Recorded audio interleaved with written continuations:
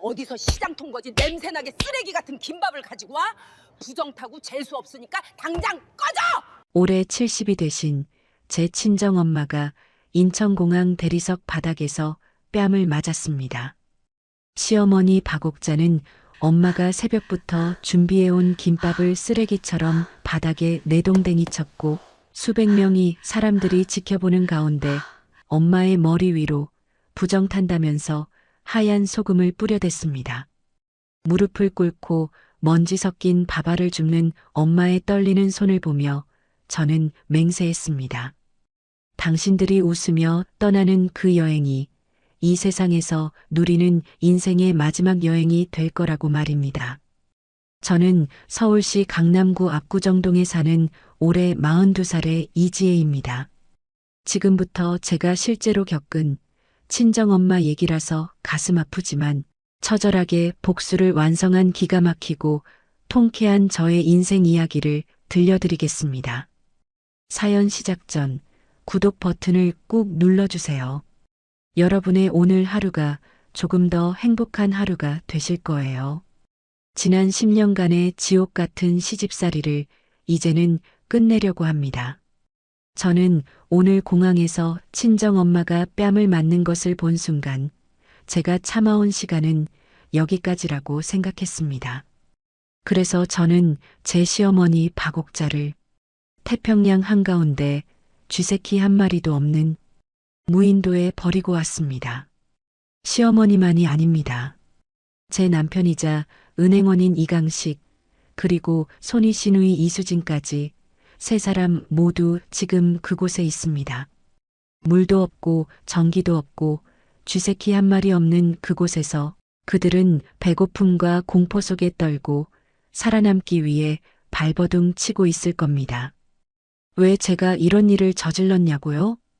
30년 넘게 서울 남대문 시장 바닥에서 김밥을 팔아온 제 친정엄마가 인천공항에서 뺨을 맞고 소금 세례를 받았기 때문입니다. 저에게는 그들이 모르는 비밀이 많이 있습니다. 시어머니 박옥자가 하와이로 간다고 믿고 탄 그 비행기는 사실 제가 준비한 지옥행 전세기였습니다.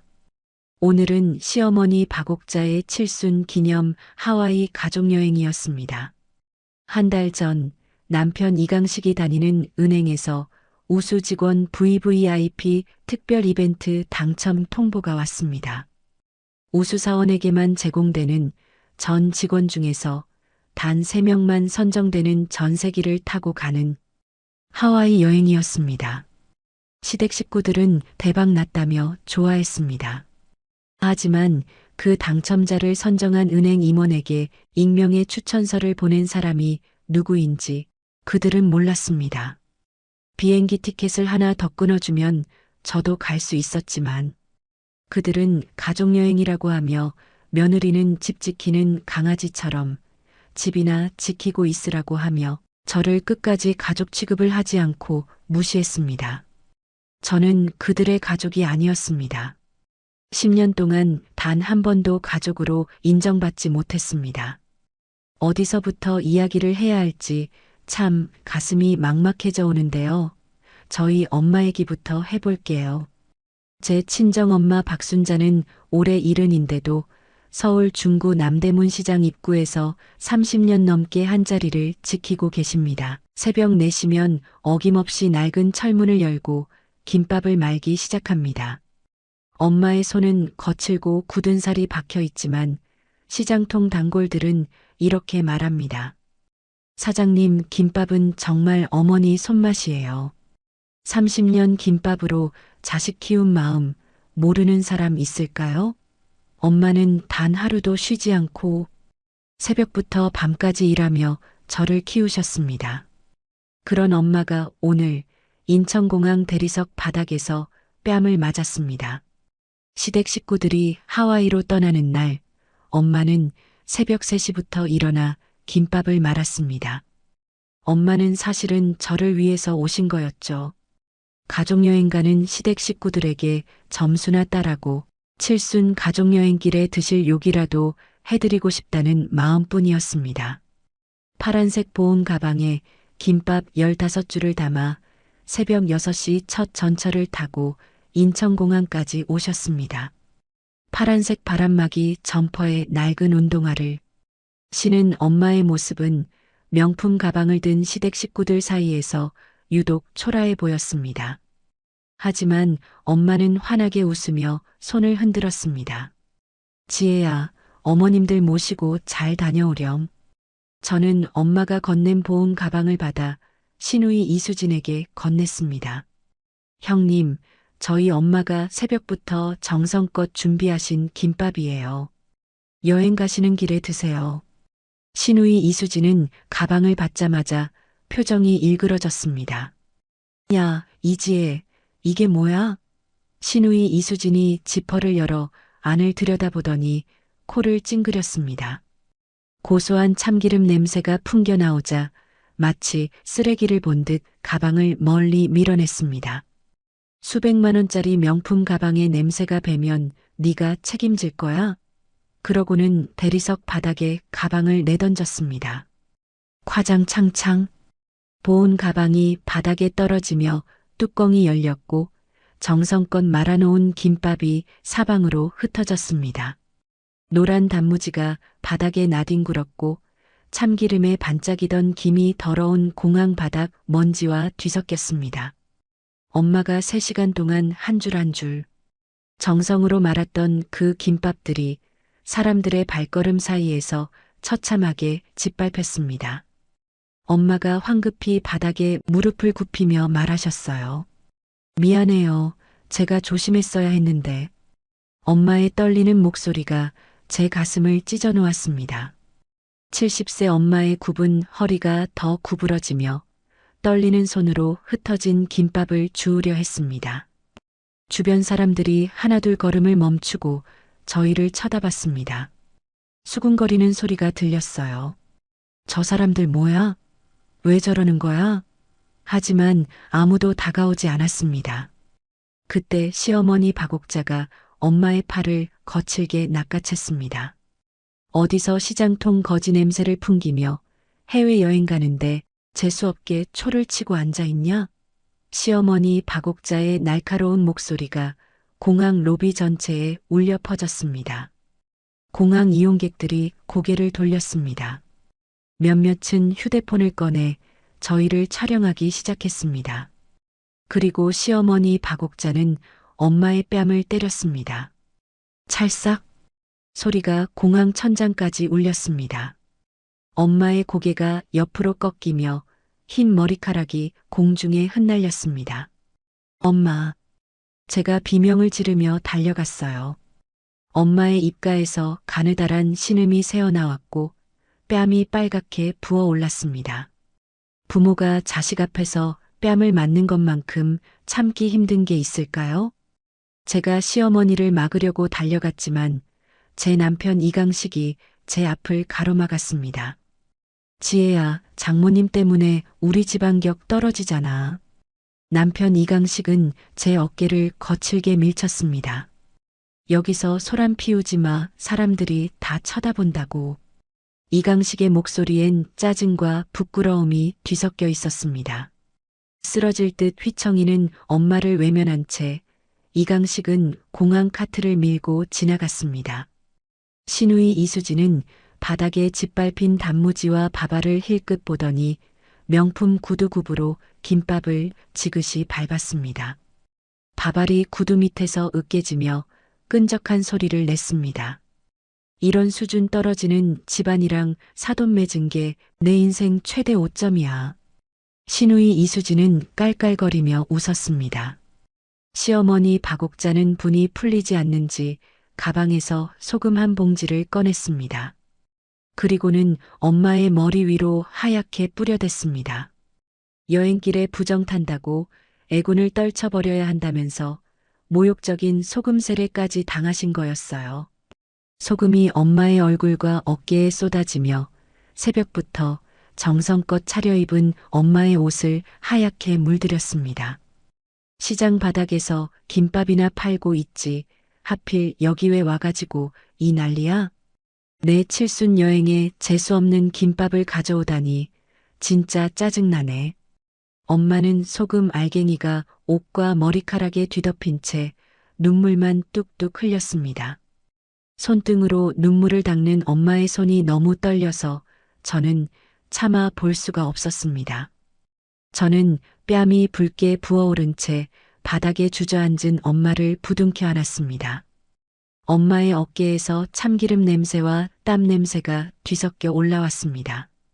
괜찮아요? 엄마. 지혜야. 괜찮아. 엄마가 떨리는 목소리로 말했습니다. 엄마, 어떻게 괜찮아요? 어떻게 이럴 수가 있어요? 저는 오열했습니다.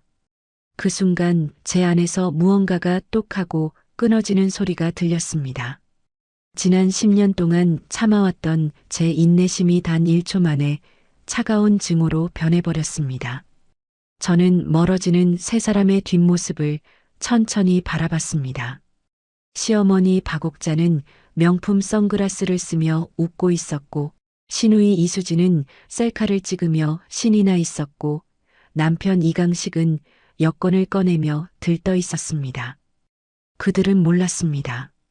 제가 누구인지, 제가 무엇을 준비해 왔는지, 그리고 그들이 지금 타려는 전세기가 어디로 가는지 말입니다. 당신들이 떠나는 그 여행이 인생의 마지막 호강이 될 거예요. 엄마를 집으로 모시는 택시 안에서 저는 떨리는 손으로 전화를 꺼냈습니다.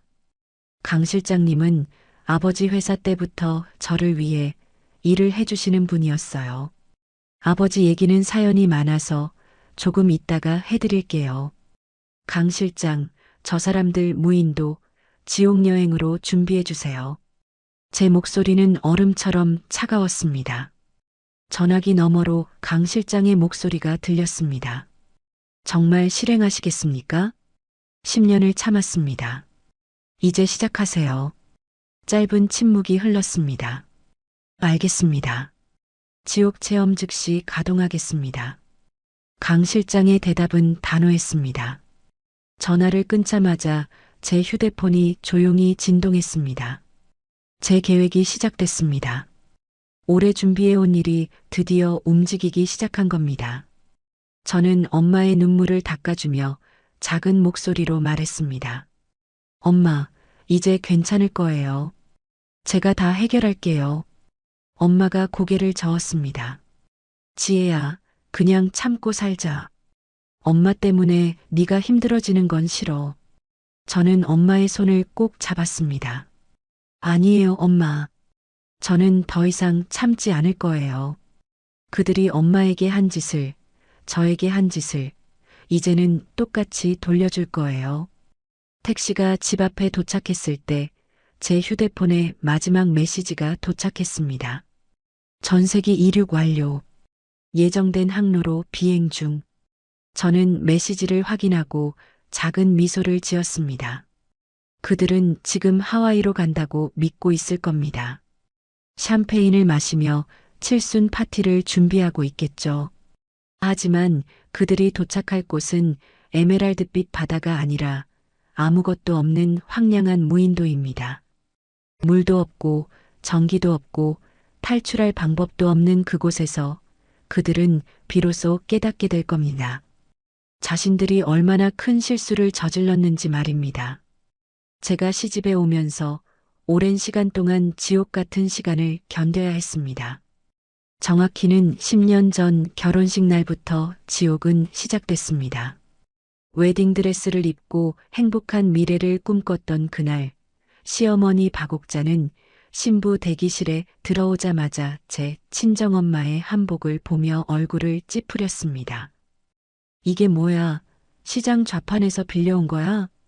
시어머니의 목소리가 대기실 전체에 울려 퍼졌습니다.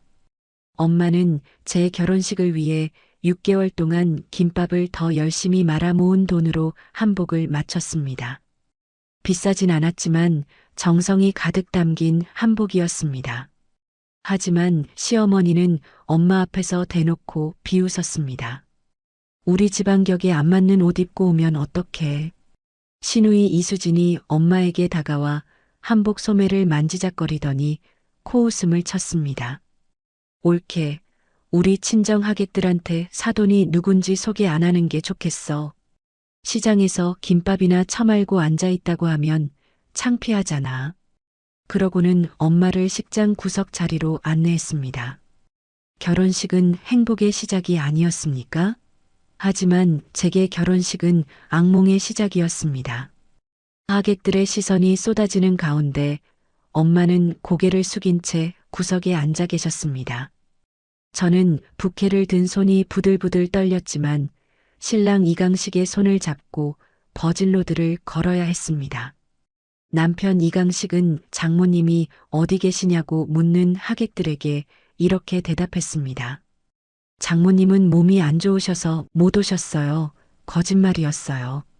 엄마는 바로 저기 구석자리에 앉아 눈물을 닦고 계셨으니까요. 그날 밤 호텔 객실에서 저는 작은 녹음기를 가방 안쪽에 숨겼습니다. 이미 그때부터 예감했던 겁니다. 언젠가 이들의 본색을 기록해야 할 날이 온다는 것을요.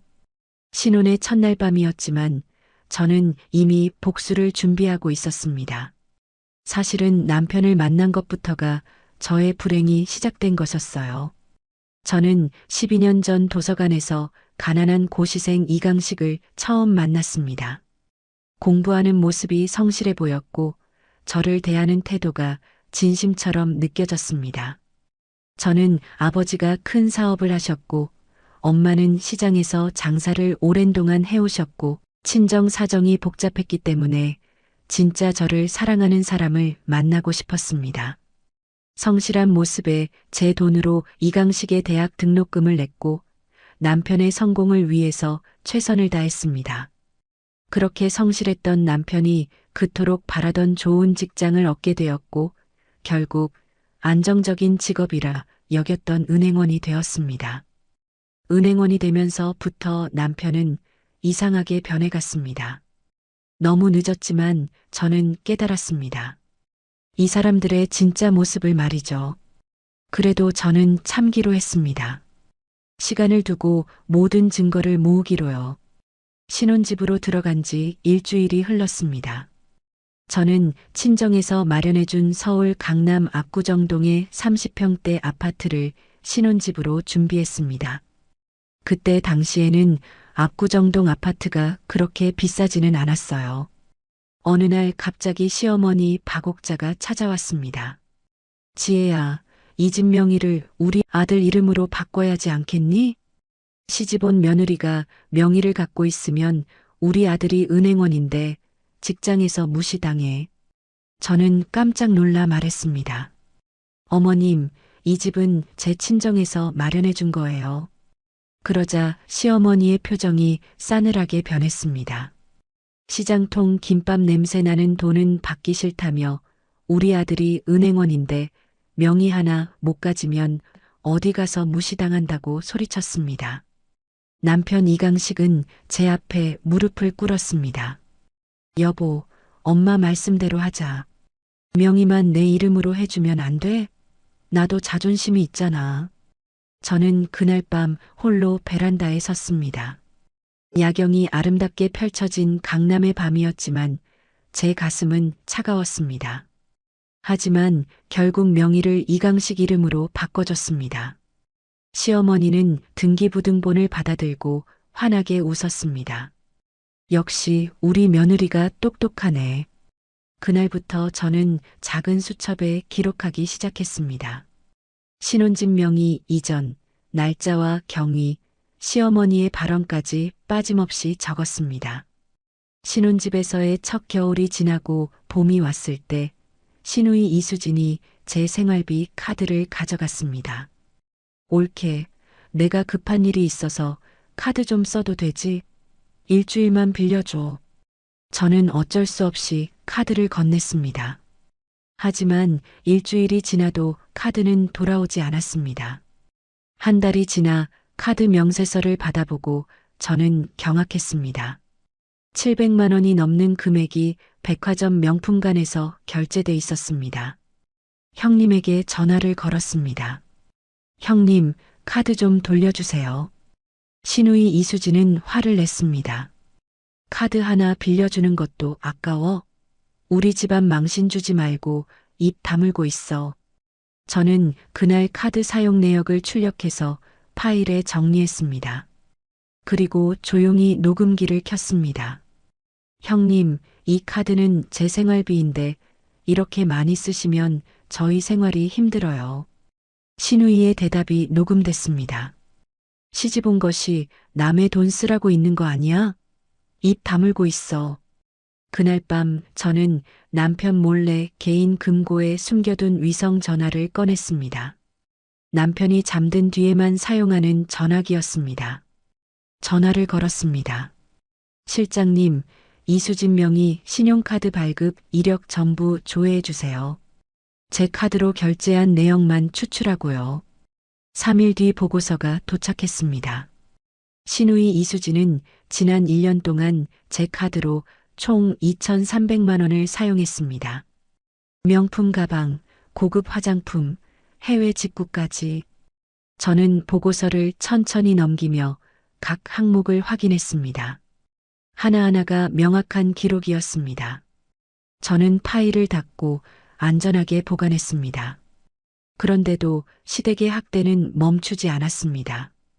결혼 3년 차가 되던 해 친정엄마가 정성껏 키운 한우 세트를 보내주셨습니다. 엄마는 제가 좋아하는 한우를 사려고 한 달 동안 새벽 장사를 더 열심히 하셨다고 했습니다. 택배 상자를 열어보니 1등급 한우가 곱게 포장돼 있었고 엄마의 손 편지가 들어 있었습니다. 지혜야, 시댁 식구들과 맛있게 먹어라. 엄마가 너희 건강 챙기는 마음이야. 저는 눈물이 핑 돌았습니다. 하지만 남편 이강식은 한우를 보자마자 인상을 찌푸렸습니다. 이게 뭐야? 장모가 또 뭘 보낸 거야? 저는 조심스럽게 말했습니다. 여보, 우리 엄마가 정성껏 준비한 한우야. 같이 먹자. 이강식은 코웃음을 쳤습니다. 김밥 비린내 나는 돈으로 산 고기는 목에 걸려. 그리고는 한우 상자를 들고 아파트 복도 쓰레기통에 내던졌습니다. 저는 쓰레기통 앞에서 얼어붙었습니다. 복도 끝에서 그 장면을 보고 계신 엄마의 모습이 보였습니다. 엄마는 깜짝 선물을 주려고 직접 오셨던 겁니다. 엄마의 얼굴에서 눈물이 주르륵 흘러내렸습니다. 괜찮아, 지혜야. 엄마는 그렇게 말하고는 고개를 돌려 계단으로 향했습니다. 굽은 등이 더 굽어 보였습니다. 저는 쓰레기통을 바라보며 멈춰 섰습니다. 웃음이 나왔습니다. 어처구니 없는 웃음이었습니다. 엄마가 30년 동안 새벽부터 무릎 꿇고 김밥 말아번 돈으로 산 한우를 쓰레기통에 버리는 인간과 살고 있다니. 저는 한참을 그 자리에 서 있었습니다. 그리고 결심했습니다. 이제 끝까지 가겠다고. 결혼 5년 차, 제 생일날 엄마가 정성껏 만든 떡을 보내주셨습니다. 하지만 시누이 이수진이 떡을 보자마자 비웃었습니다. 옳게 식모 집안 출신은 어쩔 수 없네. 생일의 떡이야? 케이크도 아니고. 그리고는 떡을 제 얼굴 앞에 던졌습니다. 떡이 바닥에 떨어지며 으깨졌어요.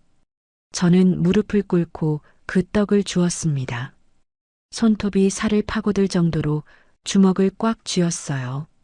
하지만 침착하게 휴대폰을 꺼내 그 장면을 사진으로 남겼습니다.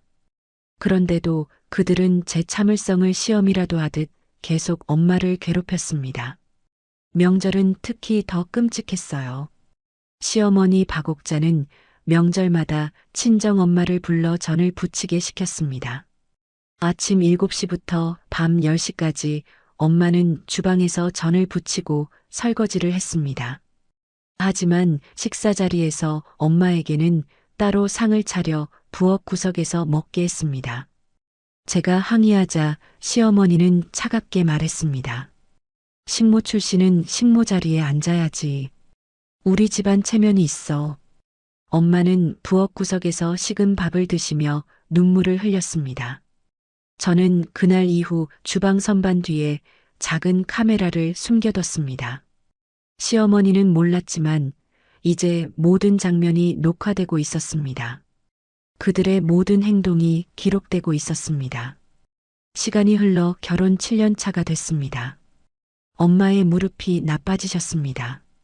30년 넘게 시장 바닥에서 쪼그려 앉아서 김밥을 말다 보니 무릎 연골이 다 닳아 없어졌다는 진단을 받았습니다. 수술이 필요하다고 했습니다. 수술비는 2천만 원 정도였습니다. 저는 남편 이강식에게 조심스럽게 말했습니다. 여보, 우리 엄마 무릎 수술비 좀 보탤 수 있어? 이강식은 TV를 보다 말고 저를 쳐다봤습니다. 돈 아깝게 늙은 노인네한테 왜 써? 다 죽어가는 게 무슨 수술이야? 그냥 파스나 붙이고 살라고 해. 저는 귀를 의심했습니다. 여보, 우리 엄마가 나를 키우려고 30년 동안 무릎 꿇고 김밥 말았어. 이제 우리가 은혜를 갚을 때 아니야? 이강식은 차갑게 등을 돌렸습니다. 장모 뒷바라지는 내 돈으로 해. 왜 나한테 돈을 달라고 하니? 그 말을 듣는 순간 저는 온몸에 소름이 돋았습니다. 제 돈으로 이강식의 대학 등록금을 냈고 학원비를 냈고 신혼집을 마련했는데 이제 와서 내 돈과 내 돈을 나누겠다는 겁니까? 저는 결국 제 비상금으로 엄마의 수술비를 냈습니다. 엄마는 미안하다며 계속 눈물을 흘렸습니다. 지혜야, 엄마 때문에 너만 고생이구나. 아니야, 엄마. 엄마는 아무 잘못 없어. 그날 밤 저는 마지막 결심을 했습니다. 개인 금고에 숨겨둔 보안 전화를 꺼내 전화를 걸었어요. 실장님, 이강식 명의 자산 현황 파악해 주세요. 은행 계좌, 대출, 부동산, 전부요. 일주일 뒤 보고서를 받아보고 저는 씁쓸하게 웃었습니다. 신혼집 아파트 외에는 전부 마이너스였습니다. 통장 잔액 23만 원, 신용대출 800만 원, 마이너스 통장 한도 500만 원 전액 사용 중. 제가 번 돈으로 생활하면서 엄마한테는 돈 아깝다고 하는 인간이었습니다. 저는 한 가지를 더 확인하기로 했습니다. 실장님, 남편 회사 법인카드 사용 내역 확보 가능한가요? 가능합니다. 3일 뒤 도착한 자료를 보고 저는 경악했습니다. 이강식은 회사 법인카드로 개인 술값, 골프장, 명품 구매까지 결제하고 있었습니다. 총액만 7,200만 원 횡령이었습니다. 저는 그 자료를 파일에 추가하며 차갑게 미소 지었습니다. 마지막 퍼즐 조각이 맞춰졌습니다. 실장님, 10년 동안 모은 증거로 법적 대응이 가능한지 최종 검토해 주세요. 답장이 왔습니다. 충분합니다. 횡령, 카드 부정 사용, 학대, 모욕, 모든 증거가 완벽합니다. 언제든 실행 가능합니다. 저는 그 답장을 보며 깊게 숨을 내쉬었습니다. 이제 준비가 끝났습니다. 그런데도 시어머니는 제게 매달 생활비 외에 추가로 200만 원씩을 요구했습니다. 우리 아들 월급으론 내 용돈이 부족하니까 네가 보태줘. 저는 제 돈을 시어머니에게 드렸습니다. 그 돈으로 시어머니는 외제차를 바꾸고 해외여행을 다녔습니다. 하지만 정작 제 친정엄마의 무릎 수술비에는 한 푼도 쓰기 싫다는 사람들이었습니다. 평생 자식 뒷바라지한 부모를 이렇게 대할 수 있습니까? 그리고 지금 이 순간 그들은 전세기 안에서 샴페인을 마시며 웃고 있을 겁니다. 칠순 파티를 준비하며 신이 나 있겠죠. 시어머니 박옥자는 명품 선글라스를 쓰고 창밖을 바라보며 하와이를 꿈꾸고 있을 테고 시누이 이수지는 셀카를 찍으며 좋아하고 있을 테고 남편 이강식은 기내식을 먹으며 만족스러워하고 있을 겁니다. 하지만 8시간 뒤 비행기가 착륙하는 순간 그들의 웃음은 비명으로 바뀔 겁니다. 그들이 내릴 곳은 하와이가 아니니까요. 챕터 3 최종 수정 버전. 전세기는 3시간을 날았습니다. 기내 방송이 나왔습니다. 승객 여러분, 기체 점검을 위해 잠시 기착합니다. 양해 부탁드립니다. 시어머니 박옥자가 고개를 갸웃했습니다. 하와이 직항 아니었어? 하지만 곧 비행기가 착륙했습니다. 알 수 없는 도시의 작은 공항이었고 30분쯤 지나자 승무원이 다시 안내 방송을 했습니다. 승객 여러분, 기체 결함이 발견돼 수리가 필요합니다. 안전을 위해 헬리콥터로 먼저 출발하신 후 수리된 전세기가 나중에 합류할 예정입니다. 불편을 드려 죄송합니다. 남편 이강식이 불안한 표정으로 물었습니다. 헬리콥터요? 안전한 거 맞죠? 승무원은 미소를 지었습니다. 물론입니다. VIP 고객님들을 위한 특별 서비스입니다. 시어머니 박옥자는 오히려 기분이 좋아졌어요. 역시 고급 여행은 다르네. 헬기까지 태워주다니. 시누이 이수진은 이미 휴대폰을 꺼내 셀카를 찍을 준비를 하고 있었습니다. 세 사람은 의심 없이 대형 헬리콥터에 올랐습니다. 헬기는 다시 2시간을 더 날았고 창밖으로 푸른 바다만 끝없이 펼쳐졌습니다. 시어머니가 승무원에게 물었어요. 아가씨, 하와이까지 얼마나 더 가요? 승무원은 미소만 지었습니다. 곧 도착하니까 조금만 기다려주세요. 그리고 정말로 헬기가 하강하기 시작했습니다. 시어머니 박옥자는 창밖을 내다보다가 표정이 굳었습니다. 저게 하와이 맞아? 호텔이 하나도 안 보이는데? 남편 이강식도 창밖을 봤습니다. 건물이 없는데요? 헬기가 모래사장에 착륙했고 문이 열렸습니다. 그들 앞에 펼쳐진 건 황량한 모래사장과 울창한 정글뿐이었습니다. 공항 건물도 없었고 사람도 없었습니다. 태평양 한가운데 지도에도 나오지 않는 무인도였습니다. 짐 내리세요. 승무원이 차갑게 말했습니다. 여기가 어디예요? 하와이 아니잖아요. 시누이 이수진이 소리쳤습니다. 하지만 승무원은 즐거운 오지 체험 대시라는 멘트를 하고 세 사람의 짐을 모래사장에 내려놓고는 헬기 문을 닫아버렸습니다. 잠깐만요. 우리 내려야 하는 거 아니에요. 남편 이강식이 헬기에 매달렸지만 소용없었습니다. 헬기는 굉음을 내며 다시 떠올랐습니다. 모래바람이 일었고 세 사람은 얼굴을 가렸습니다. 헬기는 점점 작아지더니 수평선 너머로 사라졌고 고요해졌어요. 파도 소리만 들렸습니다. 저는 그날 오후 서울 강남 청담동 카페 테라스에 앉아 있었습니다. 따뜻한 아메리카노를 마시며 햇살을 즐기고 있었죠. 사실 전세기 탑승 동의서에는 무인도, 오지 서바이벌 체험 및 통신 제한에 동의하는 내용이 있었는데 시댁 식구들은 너무 신나서 확인을 안 했던 거예요. 휴대폰이 조용히 진동했습니다. 강 실장의 메시지였습니다. 도착 완료. 3명 모두 확인. 이미 철수. 저는 커피를 한 모금 마시며 창밖을 바라봤습니다. 파란 하늘이 너무 맑았습니다. 오늘따라 날씨가 참 좋네요. 무인도에 남겨진 세 사람은 지금쯤 어떤 표정을 짓고 있을까요? 시어머니 박옥자는 명품 선글라스를 벗으며 주변을 둘러봤을 겁니다. 여기가 어디야? 하와이 맞아? 남편 이강식은 휴대폰을 꺼내 신호를 확인했겠죠. 하지만 신호는 잡히지 않았을 겁니다. 시누이 이수진은 명품 구두를 신고 모래사장을 헤매며 소리쳤겠죠. 야, 이지혜, 네가 뭔 짓을 한 거야? 하지만 저는 거기 없었습니다. 저는 편안하게 카페에 앉아 커피를 마시고 있었으니까요. 강 실장에게 전화를 걸었습니다. 실장님, 생존 키트는 준비한 대로 제공했나요? 네, 최소한만 제공했습니다.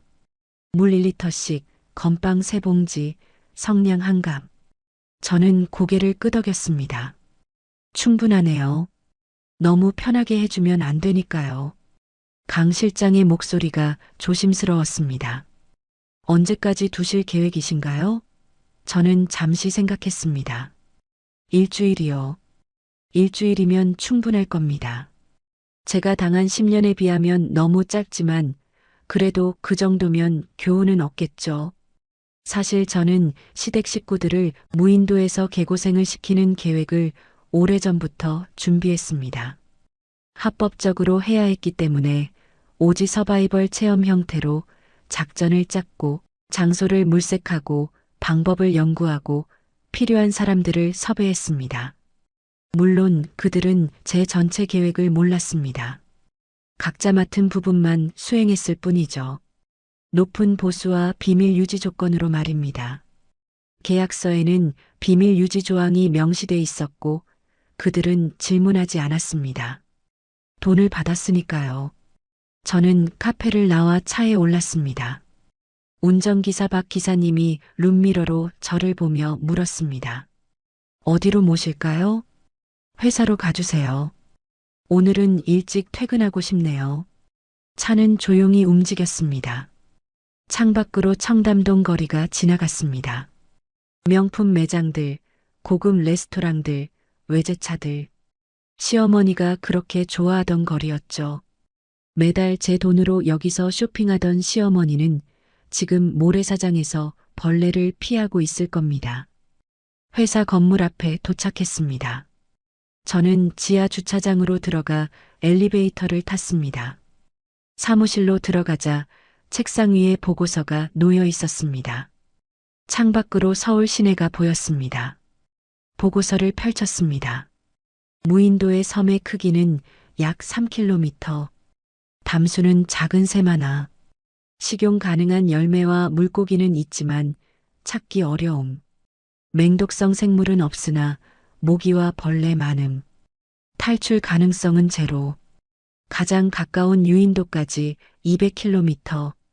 저는 보고서를 덮었습니다. 완벽하네요. 강 실장이 전화로 조심스럽게 물었습니다.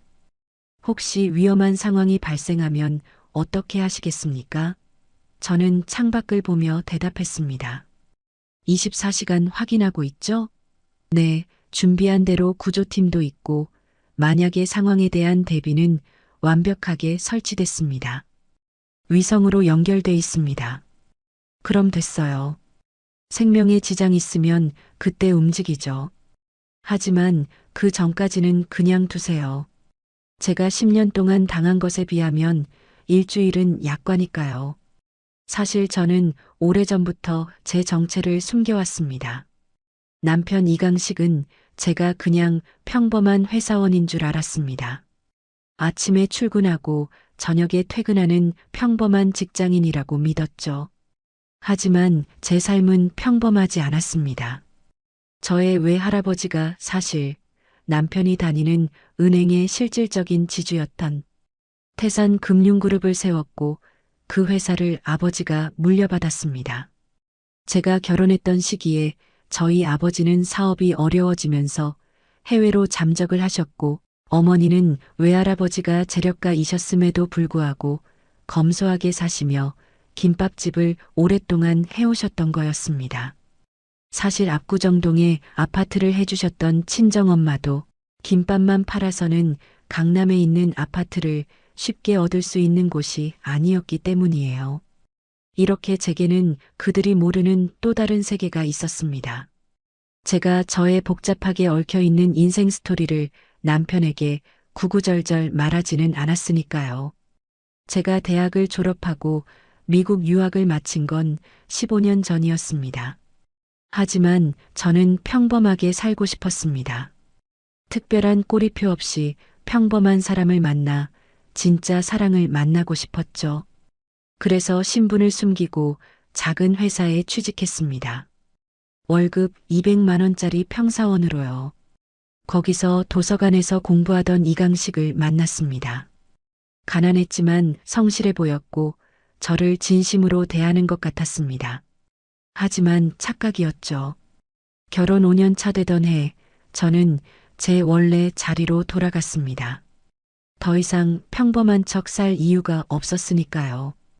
이미 남편의 본색을 알아버렸으니까요. 하지만 남편에게는 말하지 않았습니다. 그냥 회사만 옮겼다고만 했죠. 월급이 좀 올랐다고 했습니다. 300만 원에서 400만 원으로요. 실제로는 전혀 다른 위치였지만 남편은 몰랐습니다. 통장을 따로 썼고 생활비만 적당히 주었으니까요. 휴대폰이 다시 진동했습니다. 강 실장의 메시지였어요. 첫 영상 전송합니다. 저는 노트북을 열었고 화면에 무인도 해변이 보였습니다. 시어머니 박옥자가 모래사장에 주저앉아 울고 있었습니다. 명품 옷은 땀과 모래로 얼룩져 있었고 화장은 번져 있었습니다. 남편 이강식은 해변을 따라 걸으며 소리를 지르고 있었죠. 사람 없어요? 여기 사람 없어요? 하지만 대답은 없었습니다. 시누이 이수진은 명품 구두를 벗어 던지고 맨발로 정글 입구를 서성이고 있었습니다. 저는 영상을 보며 아무 감정도 느끼지 않았습니다. 동정심도 없었고 죄책감도 없었습니다. 그저 담담했습니다. 그동안 제 엄마가 당한 일들을 생각하면 이 정도는 아무것도 아니었으니까요. 엄마가 공항 바닥에 무릎 꿇고 김밥을 주울 때, 엄마가 뺨을 맞을 때, 엄마가 소금을 뒤집었을 때 저는 이 순간을 상상했습니다. 언젠가 그들도 똑같이 무릎 꿇게 만들겠다고 다짐했었죠. 강 실장에게 메시지를 보냈습니다. 계속 확인하고 매일 오전 9시, 오후 6시 2번 보고해 주세요. 알겠습니다. 저는 노트북을 닫고 사무실을 나왔습니다. 엘리베이터를 타고 1층으로 내려갔습니다. 밖으로 나오니 저녁 공기가 시원했습니다. 박 기사님이 차 문을 열어주었습니다. 사모님, 댁으로 모실까요? 아니요, 남대문 시장으로 가주세요. 엄마 뵙고 가야죠. 차는 강남을 벗어나 중구로 향했습니다.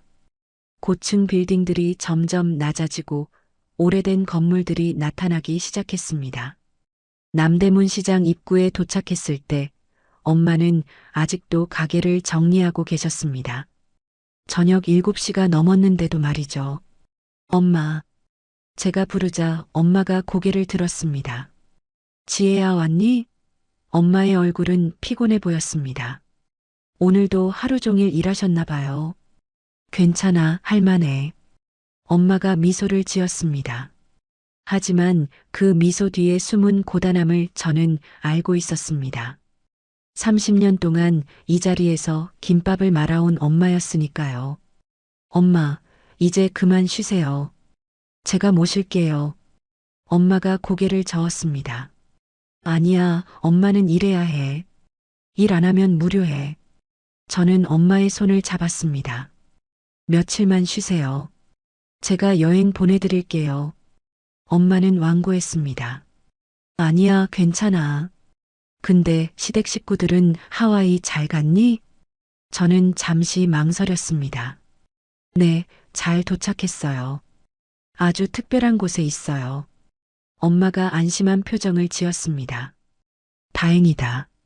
시어머님이 칠순인데 좋은 여행 되셨으면 좋겠구나. 저는 엄마의 손을 꼭 잡았습니다. 엄마, 걱정 마세요. 다 잘 될 거예요. 이제 모든 게 달라질 거예요. 집으로 돌아오는 길, 저는 텅 빈 아파트에 들어섰습니다. 남편도 없고 시댁 식구들도 없는 고요한 공간.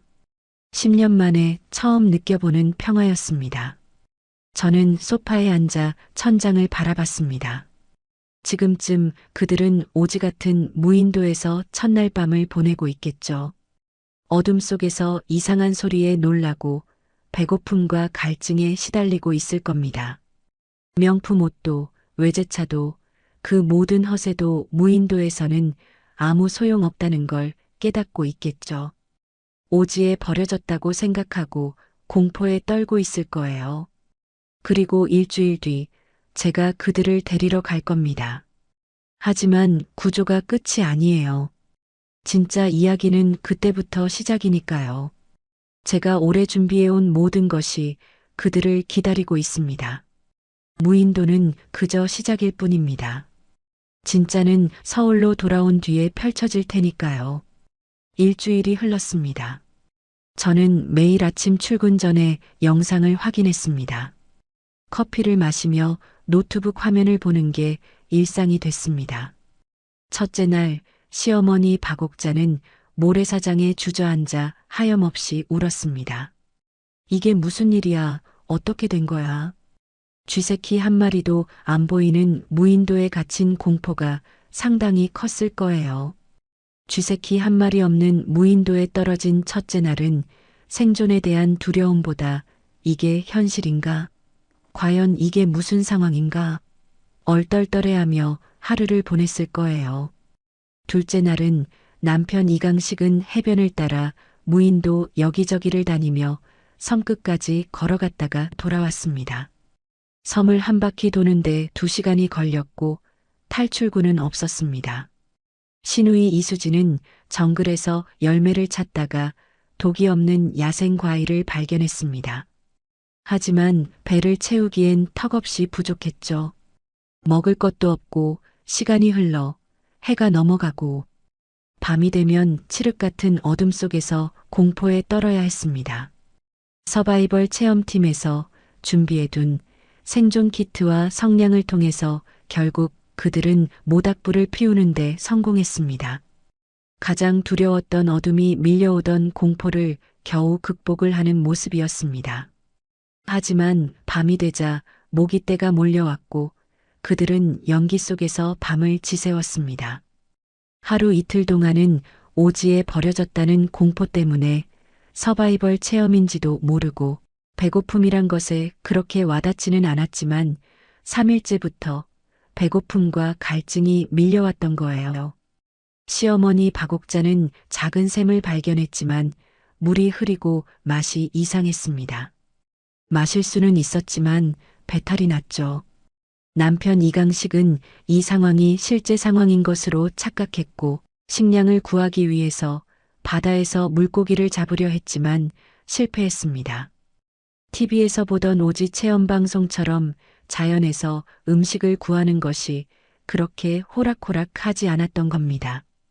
시간이 흐르면서 그들은 무인도에서 공포에 떨고 배고픔과 갈증, 그리고 밤이 되면 찾아오는 적막한 어둠과 공포 속에 일주일이라는 시간을 보냈습니다. 배고픔과 공포가 익숙해질 때쯤 그들을 이제 데리러 가야 했습니다. 강 실장에게 전화를 걸었습니다. 실장님, 오늘 데리러 가죠. 준비는 됐나요? 이미 준비 완료했습니다. 좋아요.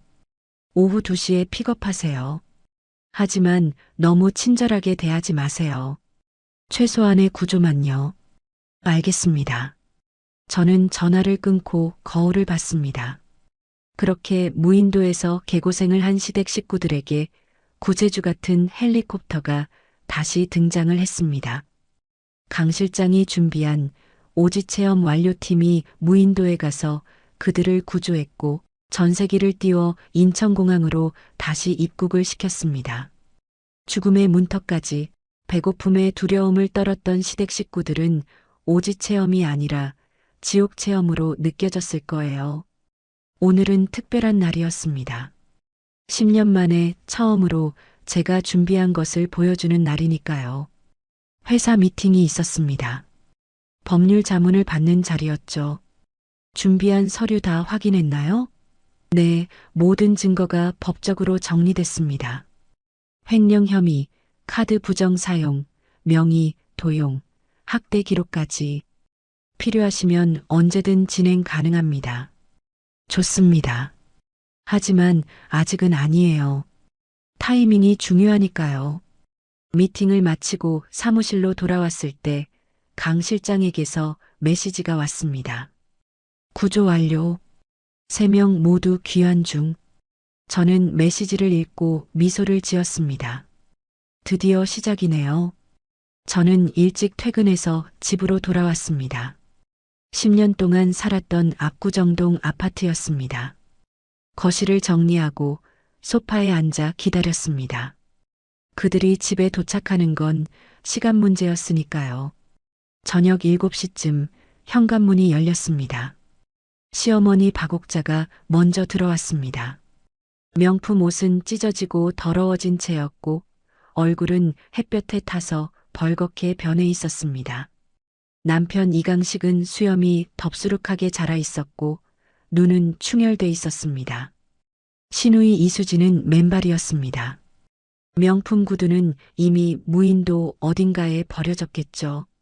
시어머니 박옥자가 저를 보자마자 소리쳤습니다. 지혜야, 지혜야, 우리 무인도에 갔다가 죽을 뻔했어. 그런데 기적처럼 구조됐어. 시어머니는 제게 달려와 안기려 했습니다. 하지만 저는 한 발 뒤로 물러섰습니다. 어머님, 여행은 어떠셨어요? 시어머니가 멈춰섰습니다. 무슨 소리야? 여행이라니? 우리 무인도에 갇혀 있었어. 죽는 줄 알았다고.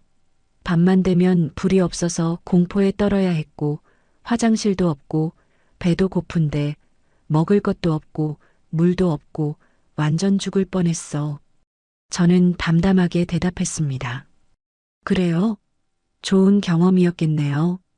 남편 이강식이 다가왔습니다. 지혜야, 무슨 일이 있었던 거야? 우리가 탄 비행기가 이상한 섬에 내렸어. 사람도 없고 아무것도 없었어. 이게 대체 무슨 일이야?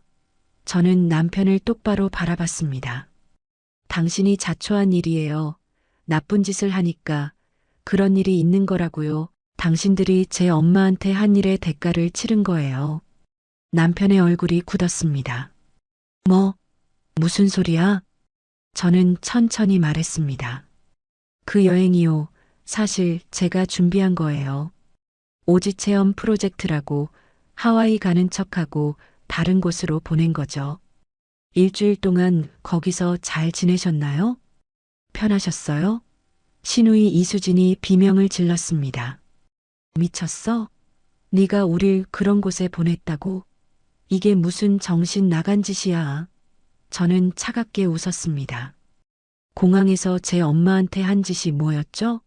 김밥 던지고 뺨 때리고 소금 뿌린 거 기억나세요?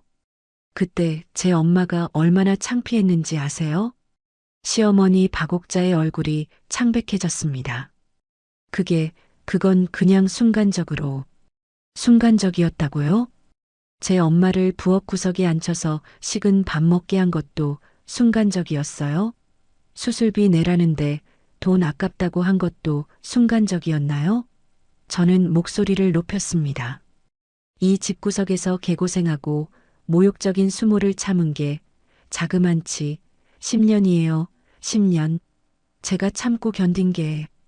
그런데 당신들은 지옥 같은 무인도에서 겨우 일주일도 못 견디고 이 모양이네요. 남편 이강식이 제 팔을 잡으려 했습니다. 지혜야, 진정해. 우리 얘기 좀 하자. 저는 팔을 뿌리쳤습니다. 손 떼세요. 더럽게. 당신 같은 사람 손에 제가 왜 잡혀야 해요? 회사 법인카드로 개인 술값 쓰고 골프장 가고 명품 사던 것 다 알아요. 그게 뭔지 아세요? 남편의 얼굴에서 핏기가 빠졌습니다.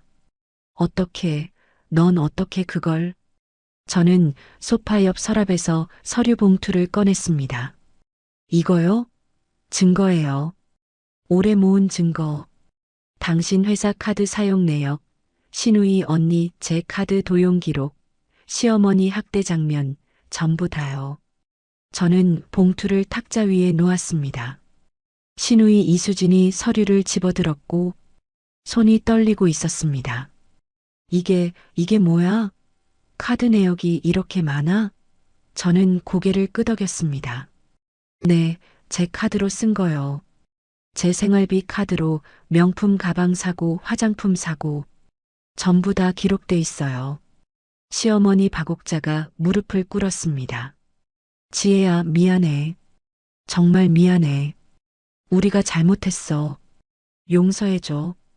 저는 시어머니를 내려다봤습니다. 공항에서 제 엄마가 이렇게 무릎 꿇었어요. 김밥 주우려고요. 그때 어머님은 뭐라고 하셨죠?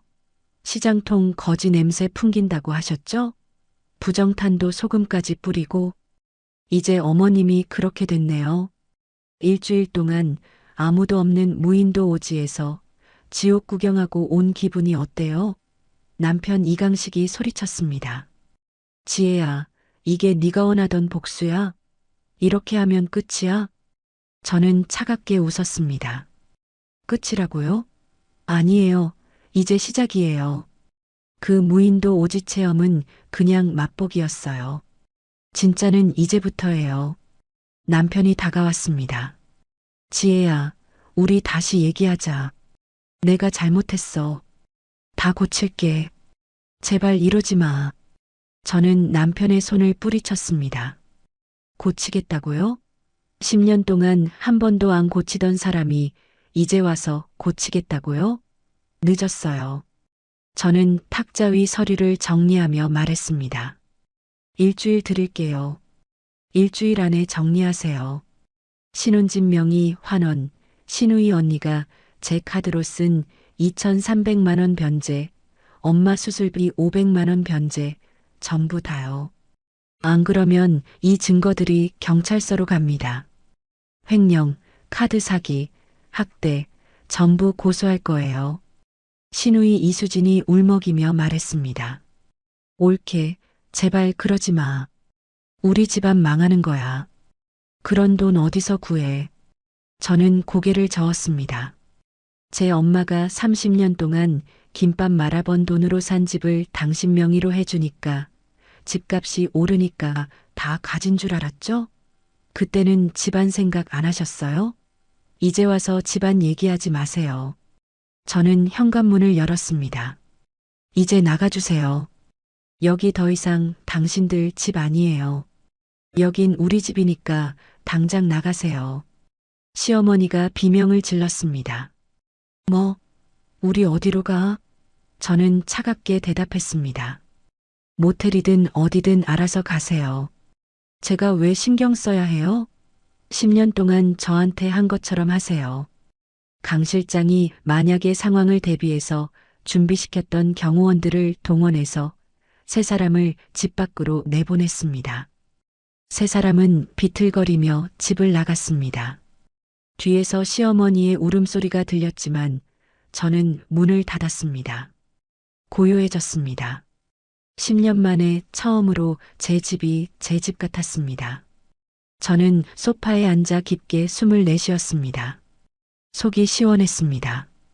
하지만 이건 시작일 뿐이었습니다.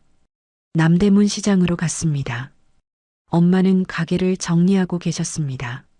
엄마. 제가 부르자 엄마가 웃으며 돌아봤습니다.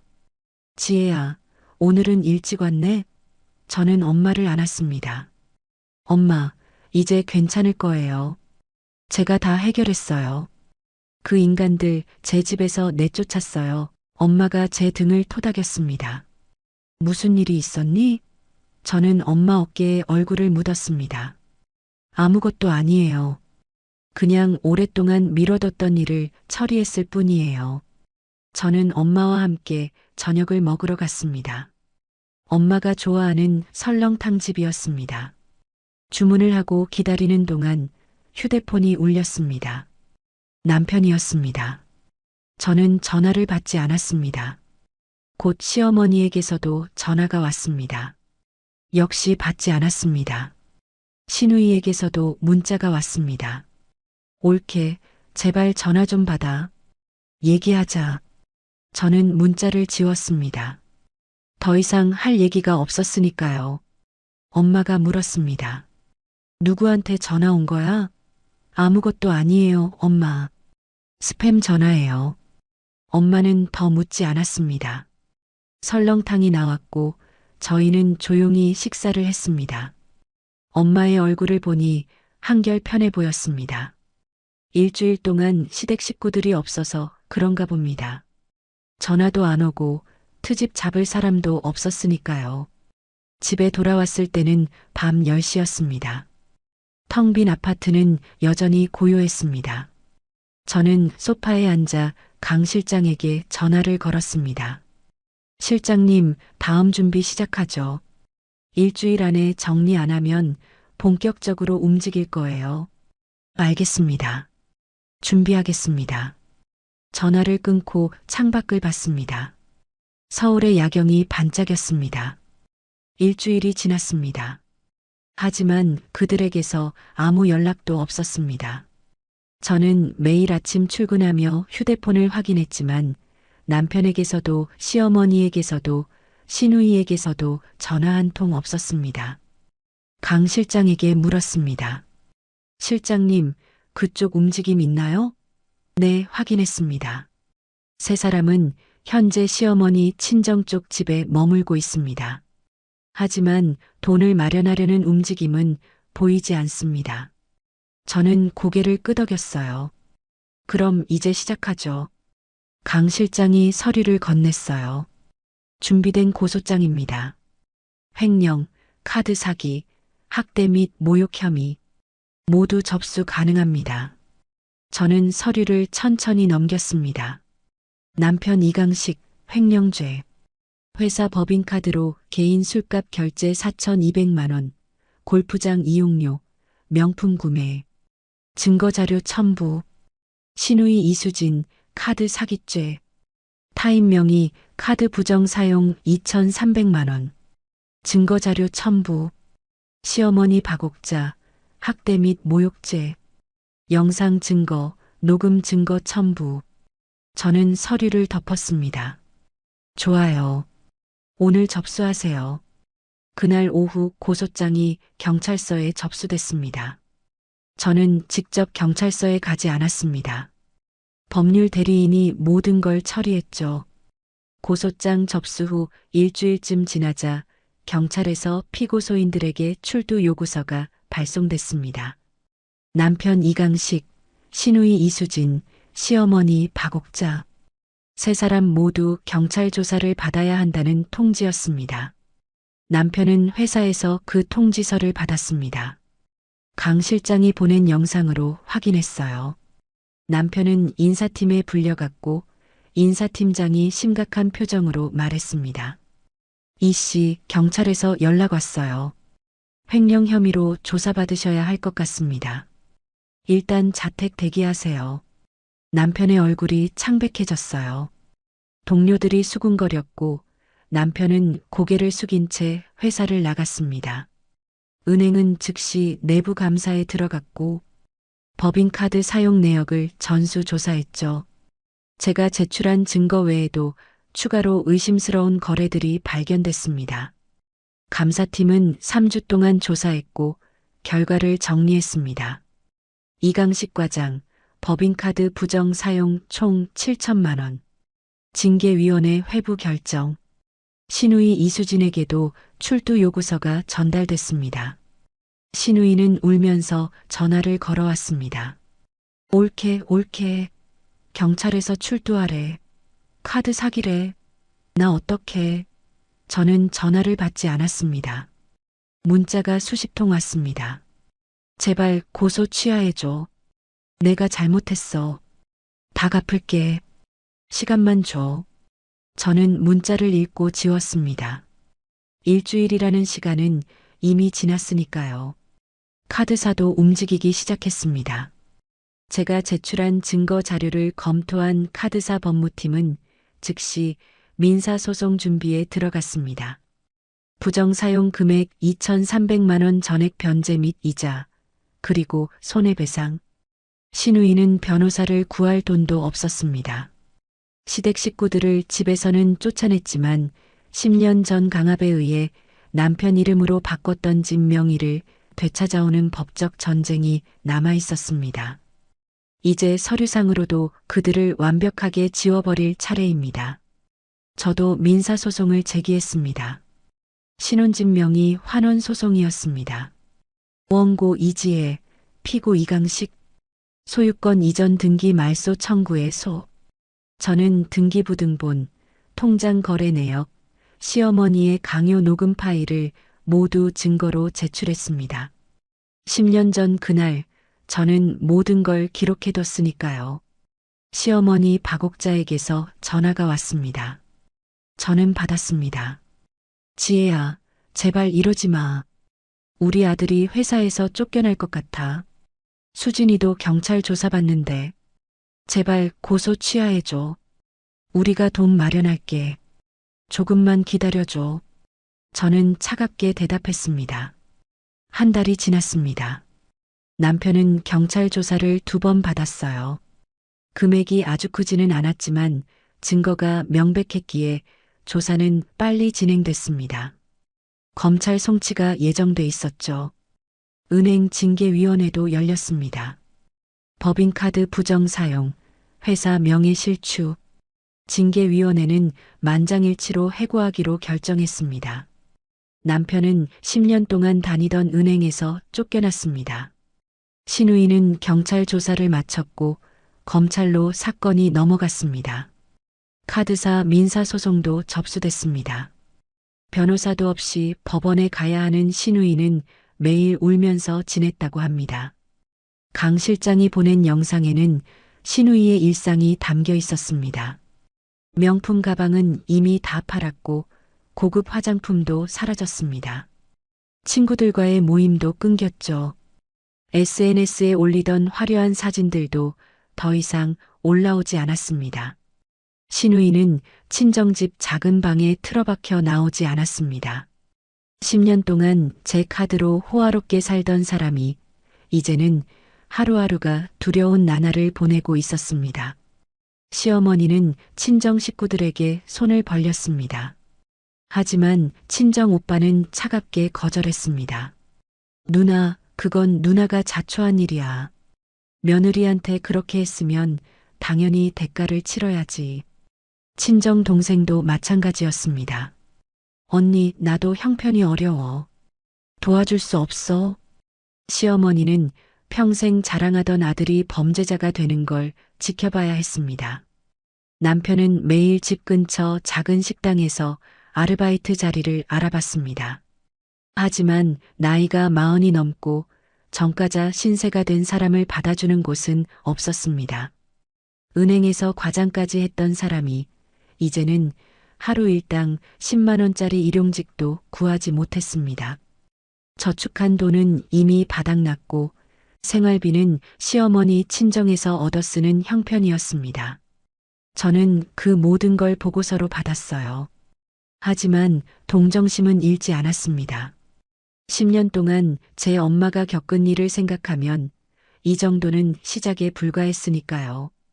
제가 원하는 건 단순한 복수가 아니었습니다. 그들이 진심으로 후회하게 만드는 것, 자신들이 얼마나 큰 실수를 저질렀는지 뼈저리게 깨닫게 하는 것이었습니다. 어느 날 저녁 엄마를 만나러 남대문 시장에 갔습니다. 엄마는 여전히 가게에서 김밥을 말고 계셨어요. 엄마. 제가 부르자 엄마가 환하게 웃었습니다. 지혜야, 오늘 일찍 왔네? 저는 엄마 옆에 앉았습니다. 엄마, 요즘 어떠세요? 시댁에서 연락 안 와서 편하시죠? 엄마가 제 손을 잡았습니다. 응, 편해. 그런데 지혜야, 너 괜찮은 거 맞니? 시댁하고 무슨 일 있는 거 아니야? 저는 엄마를 안심시켰습니다. 괜찮아요, 엄마. 곧 다 정리될 거예요. 엄마가 제 얼굴을 들여다봤습니다. 지혜야, 엄마는 네가 행복하면 그걸로 충분해. 복수 같은 건 하지 않아도 돼. 저는 엄마 손을 꼭 잡았습니다. 엄마, 이건 복수가 아니에요. 정당한 대가를 치르게 하는 거예요. 엄마가 30년 동안 당한 모욕을 이제 갚는 거예요. 그날 밤 집으로 돌아와 소파에 앉았습니다. 10년 전 이 자리에서 울었던 기억이 났습니다. 무력하고 외로웠던 그 시절이요. 하지만 지금은 달랐습니다. 이제 제게는 힘이 있었고 계획이 있었고 무엇보다 정의가 있었습니다. 시어머니의 전화 한 통이 그 생각을 깨웠습니다. 지혜야, 제발 만나자. 저는 전화를 받았습니다. 내일 오후 2시 제 회사로 오세요. 그렇게 2달이 지났고 제 민사소송은 첫 번째 변론 기일이 열렸습니다. 남편 측 변호사는 변변한 주장도 못했습니다. 제가 제출한 증거가 너무 명백했으니까요. 판사는 다음 변론 기일을 1달 뒤로 잡았습니다. 남편은 직장을 잃었습니다. 퇴직금도 없었고 오히려 부정 사용한 금액을 변제하라는 통보만 받았습니다. 횡령 혐의로 기소까지 된 상태였죠. 새 직장을 구하는 건 불가능했습니다. 경력 조회를 하면 파면 사유가 나왔으니까요. 저는 그동안 조용히 일상을 보냈습니다. 회사 일에 집중하고 저녁에는 엄마를 만나고 주말에는 책을 읽었습니다. 강 실장은 매주 보고서를 올렸습니다. 이강식 실직 상태, 구직 활동 중이나 횡령 전가로 어려움, 이수진 법원 출석, 카드사 소송 1심 예정, 박옥자 친정집에 머물며 생활고에 시달림. 그리고 마침내 연락이 왔습니다. 시어머니 박옥자였습니다. 지혜야, 제발 만나자. 한 번만 만나자. 얘기 좀 하자. 시어머니의 목소리는 떨리고 있었습니다. 저는 잠시 생각했습니다. 좋아요.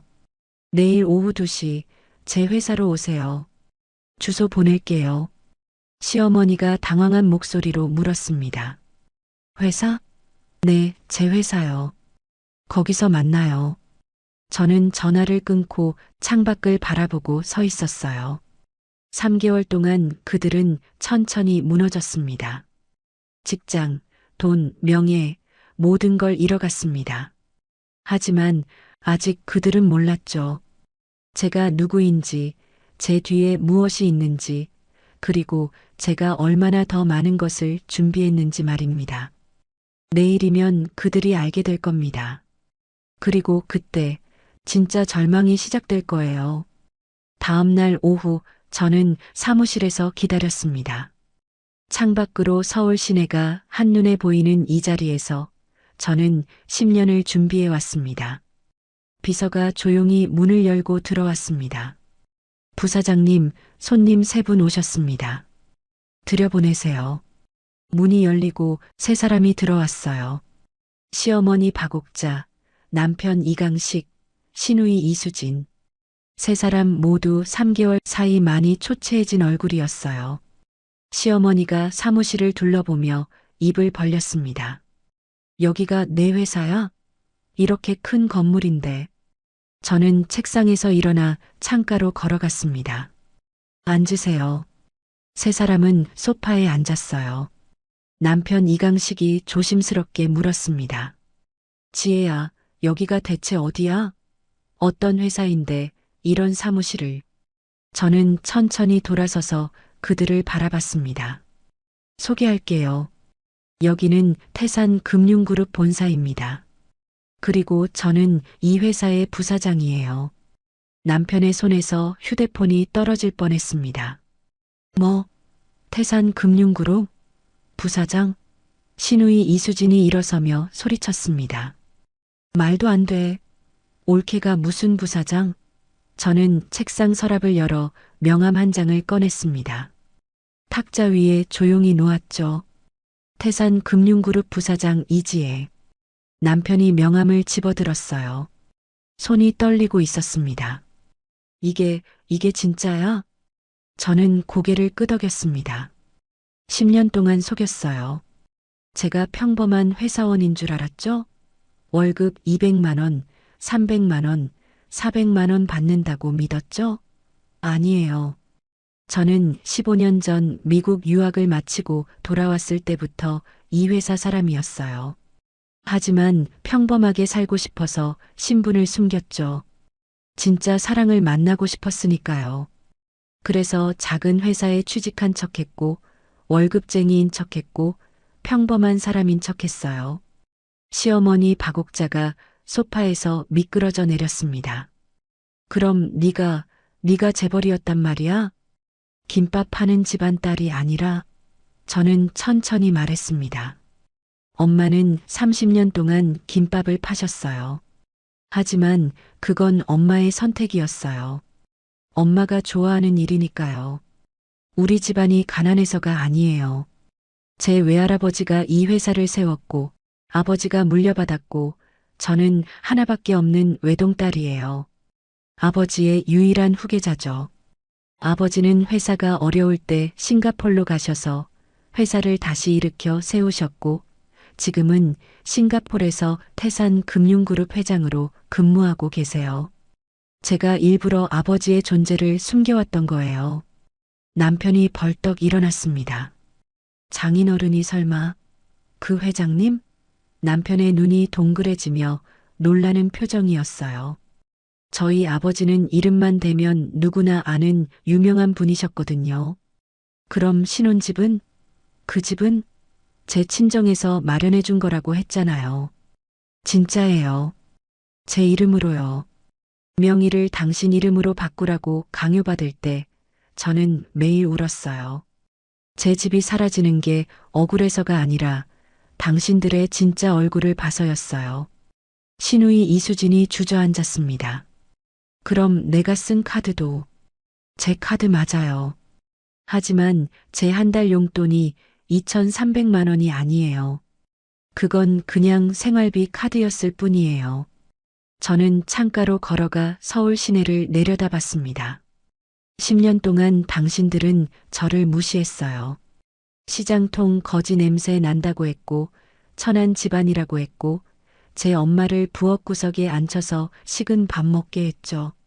하지만 진실은 이거예요. 당신들이 무시한 그 사람이 지금 이 자리에 서 있어요.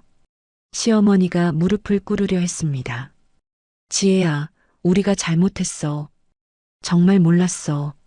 네가 그런 집안 딸인 줄. 저는 시어머니를 막았습니다. 일어나세요. 무릎 꿇을 필요 없어요. 저는 그런 거 원하지 않으니까요. 다만 묻고 싶어요. 만약 제가 정말 가난한 집안 딸이었다면 그렇게 대해도 괜찮은 거였나요? 시어머니가 말을 잃었습니다. 저는 계속 말했어요. 사람을 돈으로만 보고 평가했죠? 가난하면 무시해도 되고 부자면 떠받들어야 한다고 생각했어요. 그게 당신들의 진짜 모습이에요. 남편이 다가왔습니다. 지혜야, 그럼 내가 다니던 은행도. 저는 남편을 똑바로 쳐다봤어요. 태성은행 말이에요? 그 은행에 우리 아버지가 투자했어요.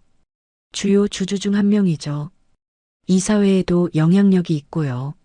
남편의 얼굴이 새하얗게 변했습니다. 그럼 내가 해고된 것도. 저는 고개를 저었어요. 그건 제가 직접 지시한 게 아니에요. 당신이 횡령한 건 사실이고 은행이 자체적으로 정상적인 절차에 의해서 징계한 거예요. 다만 제가 확실히 처리되도록 관심은 가졌죠. 신우이가 울먹이며 물었습니다. 그럼 우리를 일부러 무인도에 보낸 거야? 전세기도 헬기도 전부 올케가 꾸민 거였어? 저는 고개를 끄덕였습니다. 당신들이 공항에서 제 엄마한테 한 짓을 보고 그날 결심했어요. 언젠가 똑같이 갚아주겠다고요. 무인도 오지 체험은 그저 시작일 뿐이었어요. 당신들이 제 엄마한테 준 고통의 맛을 조금 보여준 거죠. 시어머니가 울기 시작했습니다. 우리 잘못했어. 정말 잘못했어. 고소 취하해줘. 제발. 저는 창밖을 보며 말했습니다. 고소 취하는 없어요. 당신들이 한 일은 범죄예요. 횡령, 카드 사기, 학대. 법의 심판을 받아야 해요. 남편이 소리쳤습니다. 그럼 어떻게 하길 바라는 거야? 우리가 뭘 어떻게 해야 용서해 줄 건데? 저는 남편을 돌아봤습니다. 용서는 없어요. 당신이 제 엄마한테 한 일은 절대 용서할 수 없어요. 저는 인터폰을 눌렀습니다. 비서님, 손님 나가시게 안내해 주세요. 네, 부사장님. 비서의 대답이 들렸습니다. 문이 열렸고 세 사람은 비틀거리며 일어났습니다. 남편이 마지막으로 뒤돌아봤어요. 지혜야, 우리 정말 저는 책상으로 걸어가 앉았습니다. 이제 나가주세요. 더 이상 할 말 없어요. 문이 닫혔고 고요해졌습니다. 저는 의자에 깊이 앉아 천장을 올려다봤어요. 드디어 말했습니다. 10년 동안 숨겨온 비밀을요. 그들은 이제 알게 됐습니다. 자신들이 누구를 건드렸는지, 누구에게 상처를 줬는지 말이죠. 저녁에 남대문 시장으로 갔어요. 엄마는 가게를 정리하고 계셨습니다. 엄마. 제가 부르자 엄마가 웃으며 돌아봤죠. 지혜야. 저는 엄마를 안았습니다. 엄마, 오늘 시댁 식구들이 진실을 알았어요. 제가 누구인지요. 엄마가 놀란 표정으로 물었습니다. 네가 말했어? 저는 고개를 끄덕였습니다. 네, 이제 숨길 필요 없어요. 그들이 다 알았어요. 엄마가 제 손을 잡아주셨죠. 지혜야, 괜찮겠니? 저는 엄마를 안았어요. 괜찮아요. 이제 정말 다 괜찮아요. 엄마가 30년 동안 당한 모욕, 이제 다 갚았어요. 엄마가 눈물을 글썽였습니다. 얘야, 엄마는 네가 행복하면 그걸로 충분해. 복수 같은 건 이제 그만해도 돼. 저는 엄마 어깨에 얼굴을 묻었습니다. 조금만 더요, 엄마. 조금만 더 기다려주세요. 곧 끝날 거예요. 그날 밤 집으로 돌아와 소파에 앉았습니다. 창밖으로 서울의 야경이 반짝였어요. 저는 저의 진짜 정체를 밝혔습니다. 하지만 이것으로 끝이 아니었죠. 아직 한 가지가 더 남았습니다. 법원 판결이요. 신혼집 명의 환원 소송의 결과가 나오면 그들이 가진 마지막 재산마저 사라질 겁니다. 그리고 그때 진짜 복수가 완성될 거예요. 저는 휴대폰을 들어 강 실장에게 메시지를 보냈습니다. 실장님, 다음 변론 기일이 언제죠? 2주 후라고 답장이 왔어요. 저는 미소를 지었습니다. 이제 정말 끝이 보이네요. 그렇게 2달이라는 시간이 흘러갔어요. 그동안 2번의 변론 기일이 더 있었습니다. 피고 측은 계속 시간을 끌었지만 제가 제출한 증거는 너무 명백했습니다. 녹음 파일, 문자 메시지, 통장 거래 내역, 증인 진술, 모든 것이 시어머니의 강요를 증명했어요. 오늘이 최종 변론 기일이었습니다. 저는 검은색 정장을 입고 법원에 도착했어요. 변호사가 서류 가방을 들고 옆에 섰어요. 복도 맞은편에서 남편 이강식이 보였습니다. 지난 5개월 동안 많이 수척해진 얼굴이었죠. 국선 변호인이 옆에 서 있었지만 표정이 어두웠습니다. 이미 승부는 결정났다는 걸 알고 있었죠. 법정 문이 열렸고 방청석에는 몇몇 사람들이 앉아 있었습니다. 재판장님 입장했고 모두 일어나 인사했습니다. 재판이 시작되었어요. 재판장이 서류를 넘기며 말했어요. 오늘이 최종 변론입니다. 원고 측부터 진술하시죠. 제 변호사가 일어났습니다. 재판장님, 이 사건의 핵심은 명백합니다. 원고는 시어머니의 협박과 강요로 자신의 재산을 피고에게 이전했습니다. 이는 민법상 취소 가능한 법률행위입니다. 변호사는 증거를 하나씩 제시했어요. 첫째, 녹음 파일입니다. 시어머니 박옥자가 며느리에게 진명의를 넘기지 않으면 이혼시키겠다고 협박한 내용입니다. 법정에 녹음이 재생되었어요. 시어머니의 목소리가 울려 퍼졌습니다. 시집 왔으면 시집 법도를 따라야지. 진명의가 내 이름이면 뭐하니? 우리 아들 명의로 바꿔놔. 안 그러면 이혼시킬 거야. 방청석에서 작은 탄식이 들렸어요. 둘째, 문자 메시지입니다. 원고가 명의 이전을 거부하자 시어머니가 보낸 협박성 문자들입니다. 변호사가 문자 내용을 읽었어요. 빨리 서류에 도장 찍어. 안 그러면 너도 내 엄마도 우리 집에서 쫓아낼 거야. 셋째, 통장 거래 내역입니다. 집을 구매한 돈이 모두 원고 명의, 계좌에서 나간 것이 명백히 기록돼 있습니다. 피고는 단 한 푼도 지불하지 않았죠. 피고 측 변호사가 일어났습니다. 하지만 재판장님, 부부간에는 재산을 공유하는 것이 일반적입니다. 명의를 남편 이름으로 바꾼 것이 강요라고 볼 수 없습니다. 제 변호사가 즉시 반박했어요. 재판장님, 협박과 강요가 명백히 녹음돼 있습니다. 또한 원고는 결혼 당시부터 해당 부동산을 본인 명의로 보유하고 있었습니다. 이를 시어머니가 강제로 변경하도록 한 것입니다. 재판장이 피고를 바라봤어요. 피고 할 말 있습니까? 남편 이강식이 떨리는 목소리로 일어났습니다. 재판장님, 저는 그냥 어머니 말씀을 따른 것뿐입니다. 제가 직접 강요한 건 아닙니다. 재판장이 눈썹을 찌푸렸어요. 본인 명의로 이전받으면서 그것이 강요에 의한 것임을 몰랐습니까? 남편이 고개를 숙였습니다. 대답하지 못했어요. 재판장이 말했고 충분히 심리했어요. 일주일 후 판결 선고하겠습니다.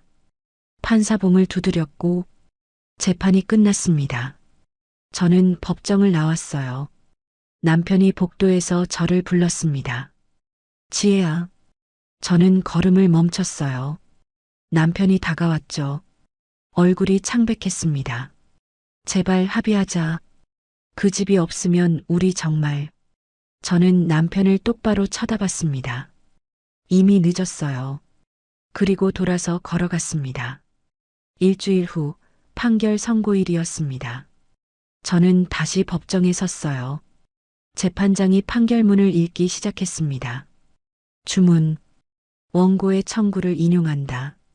피고는 원고에게 서울 강남구 압구정동 소재 아파트에 관한 소유권 이전 등기 말소 절차를 이행하라. 소송 비용은 피고가 부담한다. 판사봉이 내려쳤습니다. 결국 제가 승소를 했어요. 10년 만에 친정에서 마련해준 집을 찾아왔습니다. 방청석에서 남편 가족의 신음소리가 들렸습니다. 시어머니 박옥자가 주저앉았고 시누이 이수진이 울고 있었어요. 저는 그들을 보지 않았습니다. 변호사와 악수를 나누고 법정을 나왔습니다. 밖으로 나오니 햇살이 따뜻했어요. 강 실장이 전화로 축하 인사를 건넸어요. 부사장님, 축하드립니다. 저는 깊게 숨을 내쉬었어요. 감사합니다, 실장님. 2주 후 법원으로부터 최종 확정 판결문이 시어머니가 머물고 있는 낡은 고시원으로 송달되었습니다. 강 실장이 보내온 영상 속에서 시어머니는 한 뼘도 안 되는 좁은 고시원 방에 주저앉아 판결문을 읽으며 절규하고 있었습니다. 판결문에는 압구정 아파트의 소유권이 완전히 저에게 돌아왔음을 알리는 내용과 함께 그동안 무단으로 점유하며 취했던 이득에 대한 반환 명령이 적혀 있었죠. 같은 시각 저는 엄마와 함께 다시 우리 소유가 된 압구정동 아파트에 들어섰습니다. 6개월 전 제가 그들을 쫓아냈던 그 집은 이제 서류상으로도 실질적으로도 완벽하게 우리 집이 되었습니다. 저는 그들이 남기고 간 지저분한 흔적들을 모두 버리고 엄마의 짐을 들여놓으며 조용히 미소 지었습니다. 그리고 형사사건 판결도 나왔습니다. 남편 이강식 업무상 횡령죄로 징역 8개월, 집행유예 2년, 벌금 7,500만 원. 시누이 이수진 사기죄로 징역 6개월, 집행유예 2년, 벌금 2천만 원. 실형은 면했지만 두 사람 모두 전과자가 됐습니다. 취업은 불가능했고 벌금을 갚을 방법도 없었어요. 카드사 민사소송도 끝났습니다. 시누이는 카드 부정 사용 금액 2,300만 원과 지연 이자 480만 원, 총 2,780만 원을 변제하라는 판결을 받았습니다. 돈이 없는 시누이는 재산 압류를 당했습니다. 하지만 압류할 재산도 없었죠. 신용불량자로 등록됐습니다. 강 실장의 보고에 따르면 시어머니는 지방의 작은 고시원으로 이사했습니다. 월세 30만 원짜리 방이었습니다. 신우이는 친구 집에 얹혀 살고 있었고 남편은 처가 쪽 친척집 창고를 개조해서 지내고 있었습니다. 10년 동안 호화롭게 살던 사람들이 이제는 하루하루 근심 속에 살고 있었어요. 저는 압구정동 아파트 열쇠를 받았습니다. 10년 만에 돌아온 제 집이었어요. 문을 열고 들어갔죠. 텅 빈 집은 깨끗하게 청소돼 있었어요. 베란다로 나가 한강을 바라봤습니다. 10년 전 이 자리에서 울었던 기억이 났어요. 하지만 지금은 달랐습니다. 이제 이곳은 제 집이었고 아무도 빼앗아갈 수 없었어요. 그날 저녁 남대문 시장으로 엄마를 만나러 갔어요. 엄마는 가게를 정리하고 계셨습니다. 엄마. 제가 부르자 엄마가 환하게 웃었어요. 지혜야. 저는 엄마를 안았습니다. 엄마, 집 돌려받았어요. 우리 집이요. 엄마가 제 등을 토닥였습니다. 고생했어, 우리 딸. 이제 다 끝났구나. 저는 엄마 어깨에 얼굴을 묻었습니다. 엄마가 말했습니다. 지혜야, 이제 그만 놔줘. 복수도 끝났으니 이제는 행복하게 살자. 저는 엄마를 바라봤습니다. 엄마, 전 용서 안 할 거예요. 하지만 더 이상 미워하지도 않을 거예요. 그들은 대가를 치렀고 우리는 떳떳하게 살 거예요. 그게 진짜 승리니까요. 엄마가 눈물을 글썽이며 웃었습니다. 그래, 우리 당당하게 살자. 저는 엄마 손을 꼭 잡았습니다.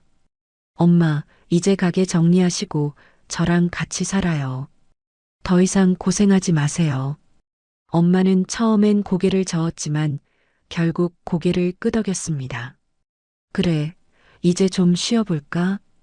30년 동안 지킨 자리였지만 이제는 놓아줄 때가 됐습니다. 10년 동안 준비한 복수가 마침내 완성됐습니다. 집도 돌려받았고 정의도 실현했고 무엇보다 엄마의 존엄을 지켰어요. 그날 밤 압구정동 아파트에 돌아왔습니다. 소파에 앉아 창밖을 봤어요. 서울의 야경이 반짝였습니다. 휴대폰을 꺼내 사진첩을 열었죠. 10년 전 사진들이 보였습니다. 결혼식 날, 신혼집 열쇠를 받던 날, 명의를 빼앗기던 날. 모든 순간을 기록해뒀습니다. 그리고 오늘 마침내 모든 것을 되찾았어요. 저는 사진을 보며 미소를 지었어요. 이제 정말 끝이 났습니다. 그렇게 6개월이 흘렀고 계절이 바뀌었습니다. 차가운 겨울을 지나 따뜻한 봄이 왔어요. 압구정동 아파트 베란다에서 한강을 바라봤습니다. 벚꽃이 강변을 따라 피어나고 있었어요. 압구정동 아파트는 부동산 가격이 폭등을 하면서 현재 60억 원이 넘는 가격에 형성이 되어 있더군요. 옆에서 엄마가 커피를 마시며 미소 짓고 계셨습니다. 지혜야, 벚꽃 참 예쁘다. 저는 엄마 손을 잡았어요. 네, 엄마. 정말 예쁘네요. 엄마는 한 달 전 남대문 시장 가게 문을 닫았습니다. 30년 동안 지켰던 그 자리를요. 마지막 날 단골 손님들이 찾아와 작별 인사를 했습니다.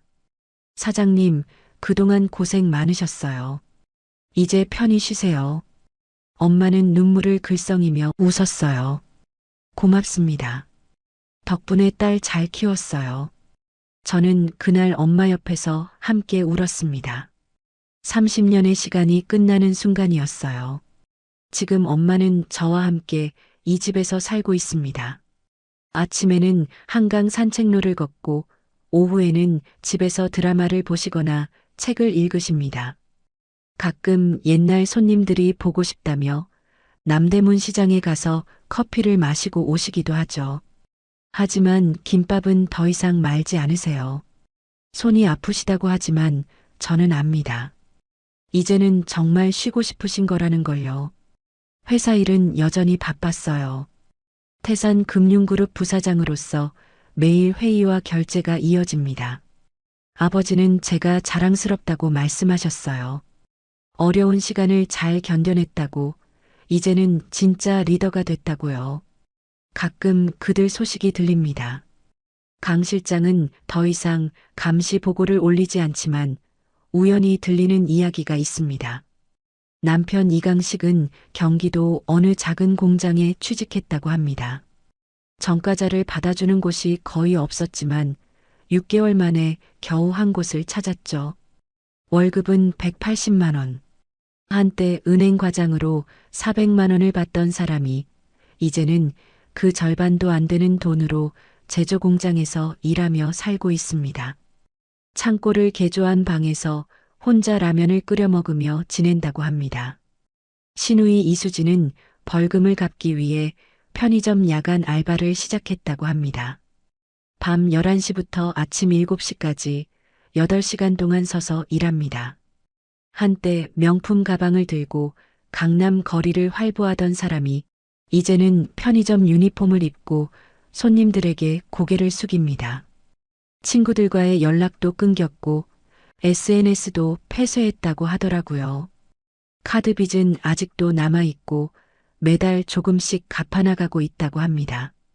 시어머니 박옥자는 가장 큰 변화를 겪었습니다. 7순이 넘은 나이에 요양보호사 자격증을 땄더군요. 처음에는 아무도 고용하려 하지 않았지만 절박함이 전해졌는지 한 가정에서 받아줬어요. 하루 8시간 치매 노인을 돌보는 일입니다. 한때 며느리에게 부엌 구석에서 식은 밥을 먹게 했던 사람이 이제는 남의 집에서 밥을 짓고 설거지를 하며 살고 있습니다. 저는 그들을 불쌍하게 여기지 않아요. 하지만 복수심도 더 이상 없어졌어요.